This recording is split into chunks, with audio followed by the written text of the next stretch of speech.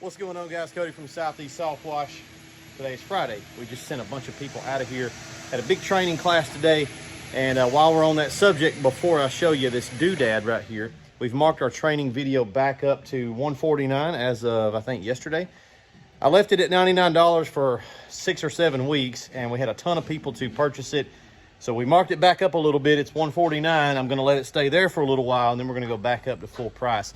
Also, let you guys know, WashCon Live is happening Q1 of next year. So we've got that on the website. There'll be a link to that down below. If you guys want to come hang out with us for a couple of days, it'll be myself, Mike Vadan, Justin Rogers, and AP in the house doing some training. It'll actually be here at the Southeast headquarters. So let's get into the topic of this video. What is this and what's it for? Mini skid, mini skid, mini skid, mini skid, Alumimax Pro skid. So on the Alumimax, we don't really need this different setup here, but on the minis, we've had a few guys to have some issues recently with their tanks overfilling and swelling out, and it actually causing some issues. So I think what's happened is Norwesco here, possibly, I'm not pointing any fingers, but allegedly, they may have thinned up the walls of these tanks a little bit to save a dollar, and we're seeing some tank deformation. So if you look closely on your lid, you've got a little button air vent here. That's for the suction side of the tank. When the tank is getting sucked out of, it's got to have a way to replenish that volume with air. Well, on the incoming side, this would be your water port here, bringing water in. There's a Hudson valve.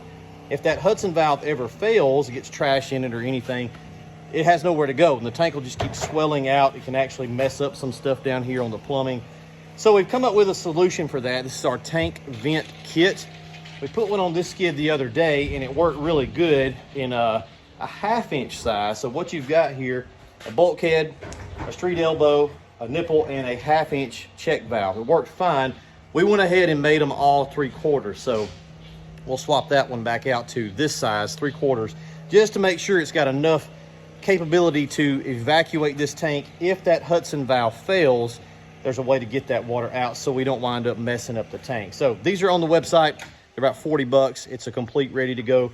Drill a hole in your tank, install it. Now don't drill it down here somewhere. Make sure you drill it where we're installing these on the minis. This should be an air pocket anyway if the Hudson valve is doing its job.